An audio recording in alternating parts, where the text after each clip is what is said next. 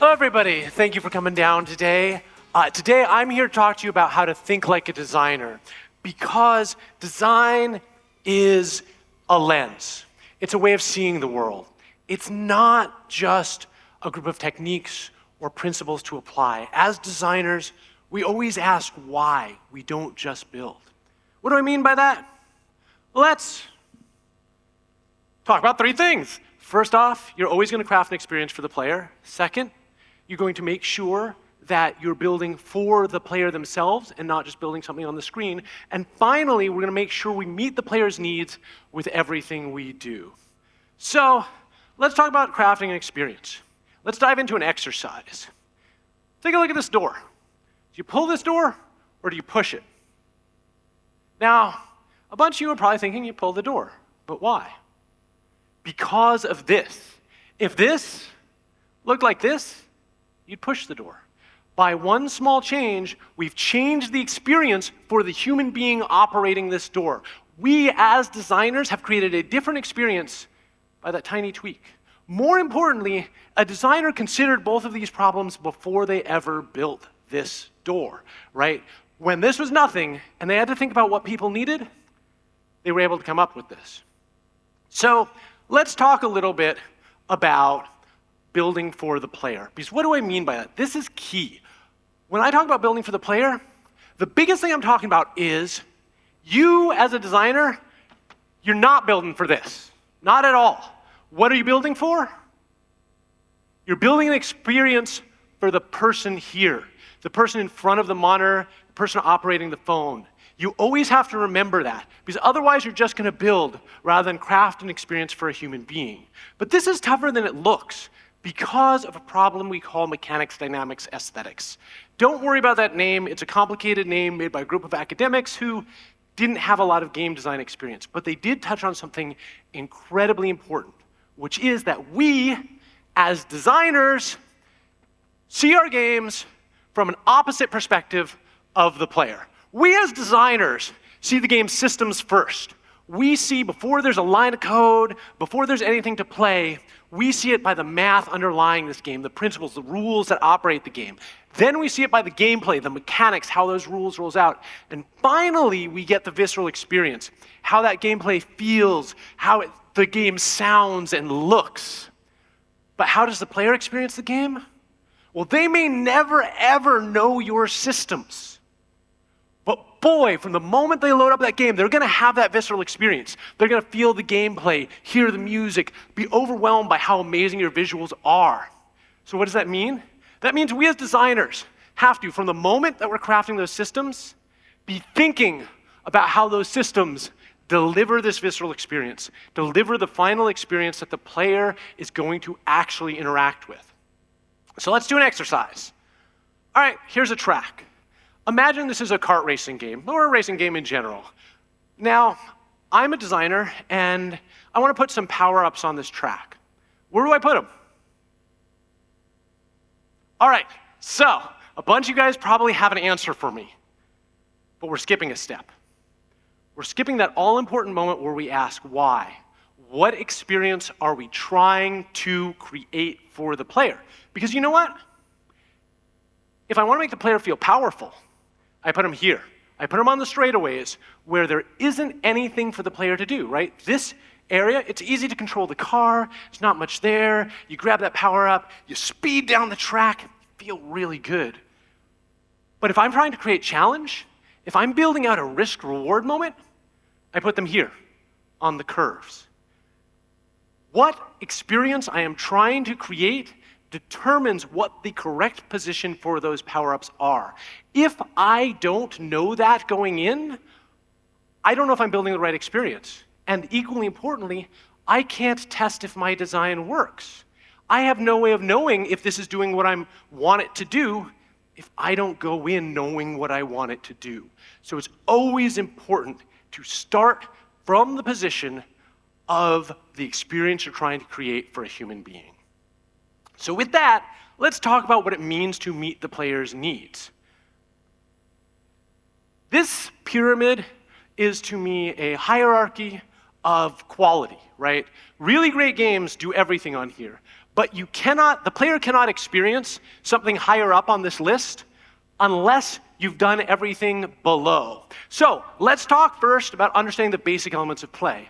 Obviously, when your game begins, you need to get the player to the point where they feel comfortable exploring and learning and pushing into your game on their own, right? This is where your tutorial comes in. This is where your UI, UX comes in. But more than that, when we get to that UI, UX, you need a good user interface. You need a good user experience. Why?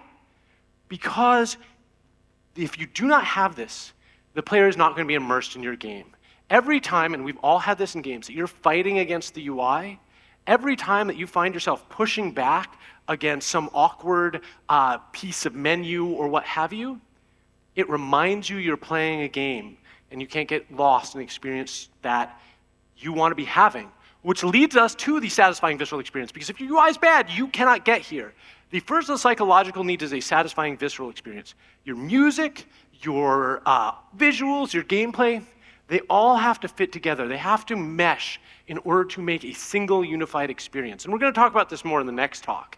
But if you can deliver that, then the next part is your core fantasy, because this is one of the key parts of design. You, as a designer, have to deliver on a core fantasy that the player is really coming to your game for. What is a core fantasy? Well, really, it's the emotive need. It's the thing the person wants on an emotional level to get out of your game. Now, that may sound silly, but you always need to ask yourself, is my game trying to make people feel heroic? Is it trying to make them feel sad? Is it trying to make them feel smart and clever? Is it trying to make them feel relaxed? These are all very different games, and you have to know which one you're doing. And sometimes, on a surface level, two games can look very similar and deliver very different core experiences, core fantasies. And if you don't know the right one, if you're not focused on it, you're never going to get to the point of self-fulfillment. Self-fulfillment is where we leave the player with something to take with them when they finish our game. What do I mean by that? Or not even finish our game, but play our game, right? This can be a story that really impacts somebody, or a friend they made in an MMO, or, many of you have probably, whether it's in school or at work, have gone out and told somebody about a cool experience you had in a game. That is the player engaging with your game while they're not playing it. You take up space in their mind. Your game is still there, even when they can't actually be pressing a button or looking at a screen. And that's what is going to keep people coming back. That's what makes franchises. That's what we're aiming to do. But we can't do any of that without hitting all these other points.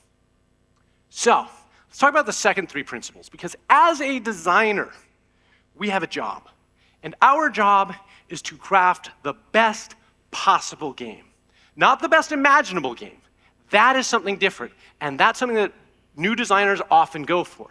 No, we are looking to do the best possible game. So we have to ask ourselves, what resources do we have available that we can utilize to craft an ever better game, right? And this comes in three parts: your tech, your team, and your timeline. So let's talk tech. This is sort of the question of, what have you guys built out, or what can your engineers do that's going to allow you to craft an experience that nobody's ever seen before? Portal. This is a great example, right? This team built a game called Nerbacular Drop. They had this portal tech, and they crafted a whole game around it, right? The design of this game is built around this idea of, we have a piece of tech that can deliver an experience that nobody has ever seen before. That is what's going to be your unique selling point. That is what's going to get you noticed without having to drop enormous amounts on advertising. Another good example, Pokemon Go, right? Niantic had from Ingress the databases, the tech to do this. And they were like, okay, what experience can we really craft around that? What's unique on a technical side that we can deliver on that nobody else can, so that way, anyone who wants that experience has to come to us, Pokemon Go. And then you have to talk about your team, because, if you have a ton of artists and not a lot of engineers, you don't want to make a game that's going to require a complicated physics system or some piece of tech that, is going to take a long time to build. And as a designer, you want to focus on the strengths of your team. So in that case, you'd want to highlight the art. the people doing Sky, this whole game is built around a team who is very good at emotive social interactions, right? This sort of game, I mean, you can look at Journey and see where it came from. But this entire thing, they took their team into consideration and built this experience around it, and it became very successful. Same thing, going the other direction with League of Legends. League of Legends was a game where they knew what their core design was, so they actively hired people who were very experienced with Dota in order to be able to communicate more easily, so everyone would be on the same page as they were building their game, so they could be more efficient about how they crafted the game itself. Finally, we need to talk about our timeline, because if you don't have a big budget, if you don't have a lot of time to build your game, you can still build a great game, right? Survivor games are what this is all about. What do these games have in common? They reuse assets, they're highly replayable, and they're all about the systems, right? This doesn't take a lot of content to build this game. If your game, to understand why it's good, if your player is going to need to see a lot of content, if you're going to have to build out a lot of things, it's not what we should be designing for if we don't have the budget to do it, right? Don't build The Witcher if you have $100,000. So, this last point that I want to bring up for everybody is this idea of failing faster, because this is the designer's credo. As designers, no idea is going to spring fully formed and perfectly right from your head. It's never going to happen. I wish it would. I certainly haven't experienced. You guys probably better than me. But, so what do you need to do? Well, you need to iterate. As a designer, our job is to make sure that, it's fine being wrong, but we can't stay wrong. Our job is to make sure that we don't stay going down the wrong path. So what does that mean? We need to find ways to iterate as soon as humanly possible. As a designer, I start with an idea, I bring it to my design team. We start tearing it apart. It's first stage of iteration. Then we'll go write a design doc for it, and I'll sleep on it for a night. Then, I'm good at self-delusion, so I pretend someone else wrote it and handed it to me for review, and I'm like, this is stupid, this idea is terrible, all this stuff. And again, before we have a single engineer, before we're paying an artist on the project, we are iterating. Then I take that idea and I go to the other teams, I go to the artists, I go to the programmers and ask, hey, what's the worst thing here? What's the hardest thing for you? Why?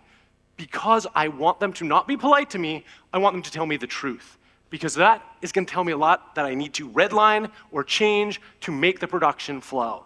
And then finally after that, we start, doing our actual gray box prototype and get it out to people as soon as we can. The faster you have other eyes on it, the faster you have people telling you what's bad, the faster you'll get to good. So remember, fail faster. All right, so in a slightly awkward transition, I am also the next stock. At least I don't have to reintroduce myself. Let's talk about the first 5 minutes of your game, because this is, are you coming up to actually reintroduce me? No, okay, I'm just gonna embarrass you over there. All right, so let's talk about the first 5 minutes of your game, or how to stop your player from bouncing off. Because the first 5 minutes, especially in mobile, are the most important. 80% of your players choose whether or not they're going to continue in your game in those first 5 minutes. So we've got to make them great. How do we do that? Well, here are the 4 pillars of your first 5 minutes of play. First, you need to prepare the player subconsciously and emotionally to have the best experience possible with your game. Next, you need to show them the promise of your game. You need to show them why it's going to be good 20 hours down the line in those first 5 minutes. After that, we have to get them to practice the game. We as designers need to get the player to understand how to play our game, so when we stop holding their hand, they're perfectly capable of exploring this world and enjoying the experience we've created for them. And then finally, we have to deliver the payoff. We have to make sure that we've rewarded the player for sticking around and incentivize them to come back the next time. So with that, let's talk about preparing your player. I'm going to talk about Genshin Impact, because how many of you guys have played Genshin Impact? Just raise your hands. All right, fair enough, but you, great. So just take a moment and listen to this music. How does this make you feel? Does it make you feel pumped up? No, it makes you feel at peace. It feels, relaxing and restful. Why? What are they doing here? what type of game, what is the core experience, the core fantasy that people want out of Genshin Impact. In this particular case, Genshin is not Diablo. It is not Devil May Cry. Can we drop the music just a hair? Thank you. Basically, in Genshin Impact, what they're selling to the player is a relaxing other world for you to step into when, this one's a little too much, a little too heavy. Another place to be that's more magical than the world you're existing in. And so what do? They start off by giving you this peaceful music.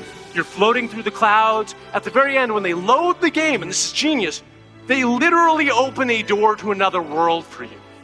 Why? Because they're preparing you emotionally and subconsciously to have the best possible experience with their game. If you came in seeing the word action RPG on this game and you were expecting God of War, you're going to be disappointed.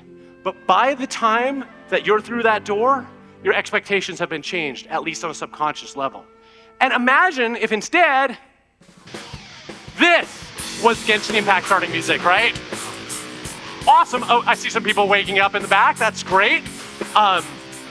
This is a total disjunct, right? This is going to give you an impression of a different experience than they're actually going to deliver. And when you get into this game, you're going to be disappointed because they've set your expectations differently. So when you're thinking about those first 5 minutes, think about how you can set the player's expectation for the game you're going to deliver. Because as we're doing this, we've got a couple of commandments. When you're trying to figure out how to set those expectations, the first thing is to just keep it short. You'll notice in that example that they're using space, which is going to have to be there, that sort of throwaway space, right? Use your landing screen. Use your loading screen. Use that cutscene that you're going to throw in the beginning anyway. Make sure it's delivering and preparing the player for the experience they want, right? Any of you who are fans of Final Fantasy games, that Amano art, that stark, minimalist loading screen, and that Uematsu theme, that's all there to get you ready for this slower, more story-driven RPG experience. So use that. Don't just build those. Think about what you're building. Next, you're going to have to know your player, right? Think about who is playing this game and what's going to be most effective for them. Are they more influenced by music or visuals? You're going to try and use all of it, but target your player with this. And then finally, know your game. What mood or feeling are you trying to achieve with this game? Because let's take match 3 games, right? Some match 3 games are about relaxing. They're just about sitting back and matching some colors. Other match 3 games are about feeling clever. They're about puzzles, about making you feel like, oh, I'm smart for doing this. Those are different games, radically different games. And if you don't realize that, they look very similar, but the way you're prepping your player is going to be very different for those 2 experiences. So make sure you know your game and the core fantasy you're delivering on. If you can achieve all that, you've got your player predisposed to like your game. And that's what you want to do before they ever enter and start playing. So next, let's talk about showing them the promise of your game. What do I mean by this? This is the time at the very start, in those first 5 minutes, where you have to answer an incredibly difficult problem.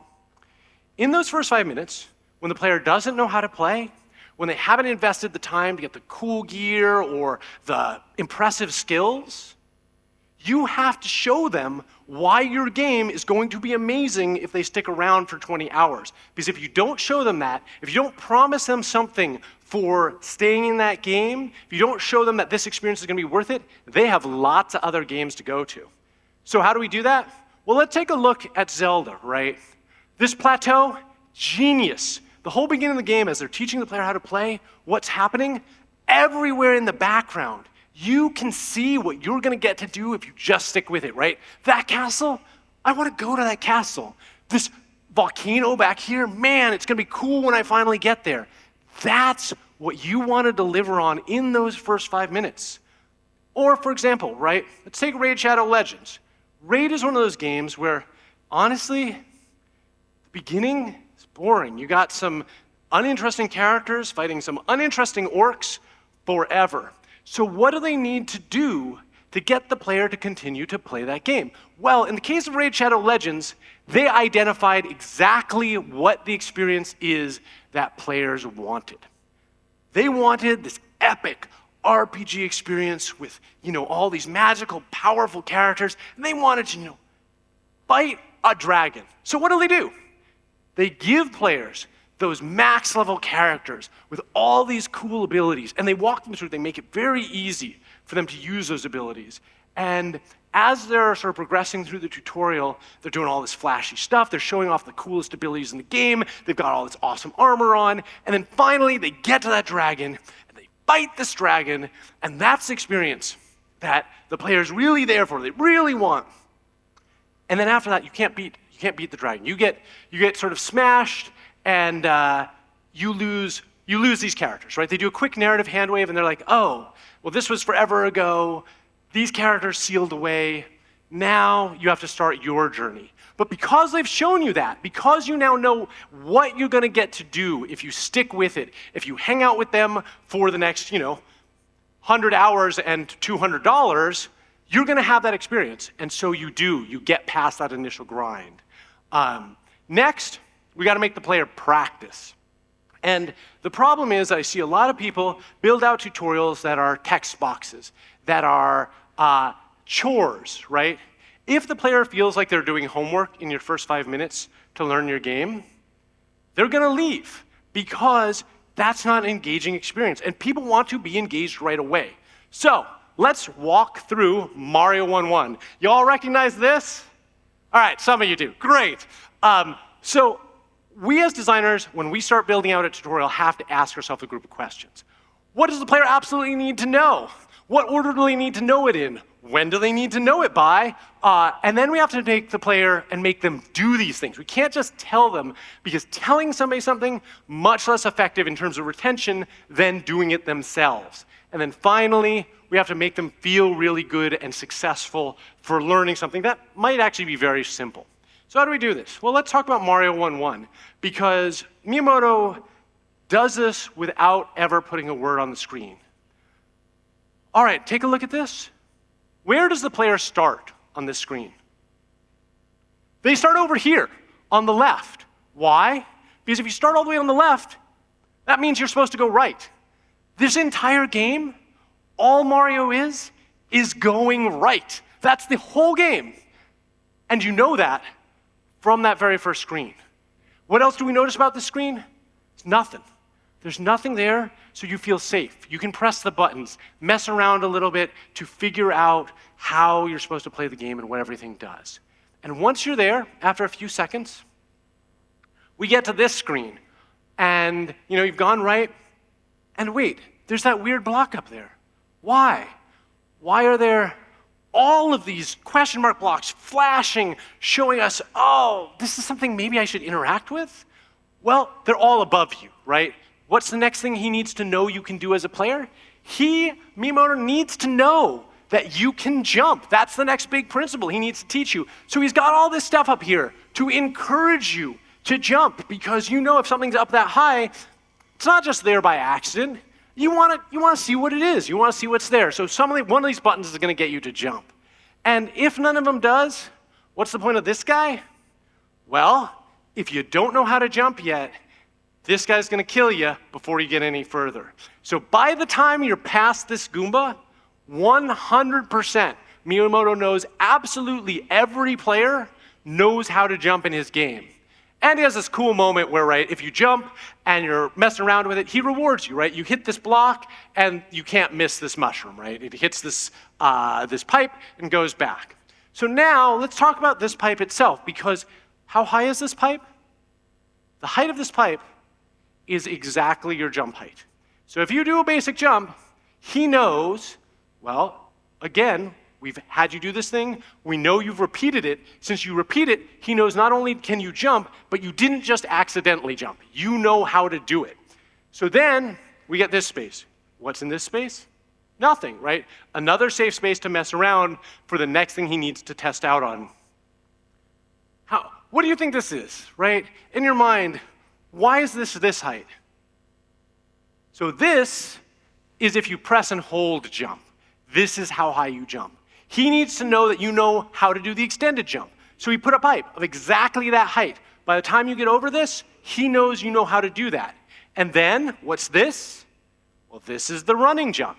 So now, by the time you're past these 3 pipes, which you know takes 15 seconds, he knows that you know how to run, you know how to jump, you know how to do the extended jump, and you know how to do a running jump, which are the 3 basic elements of the game. And then he ties that all together with the fact that he knows that you want to just keep going right.